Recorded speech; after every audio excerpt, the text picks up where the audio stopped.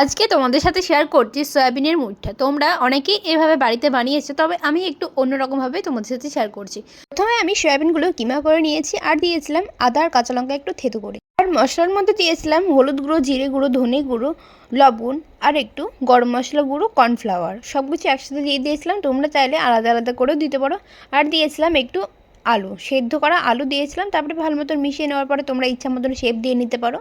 আর গ্রেভির জন্য নিয়েছিলাম আদা, কাঁচা লঙ্কা, টমেটো, আমন্ড বাদাম আর কাজু বাদাম। আমন্ড বাদামটা আমি আগে থেকে ভিজিয়ে রেখেছিলাম। তারপর কড়াইতে সাদা তেল দিয়ে বড়াগুলো ভেজে নিয়েছিলাম। বড়াগুলো কিন্তু একসাথে ভাজবে না, তাহলে কিন্তু বড়াগুলো ভেঙে যেতে পারে। তারপরে কড়াইতে গোটা গরম মশলা দিয়ে দিয়েছিলাম আর দিয়েছিলাম যে পেস্টটা করে রেখেছিলাম সেটা, আর দিয়েছিলাম ধনে গুঁড়ো, হলুদ গুঁড়ো, লবণ আর একটু চিনি দিয়েছিলাম। তারপরে পরিমাণ মতো জল দিয়েছিলাম।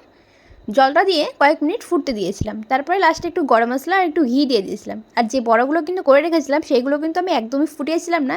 গ্রেভিটা যখন পারফেক্টলি একদম কুক হয়ে যাবে তারপরে ওর মধ্যে কিন্তু বড়াগুলোর মধ্যে গ্রেভিটা ঢেলে দেবে। বড়াগুলো কিন্তু আমি একদমই ফুটিয়েছিলাম না, তার জন্য বড়াগুলো কিন্তু বেশ দারুণ লাগছিলো খেতে।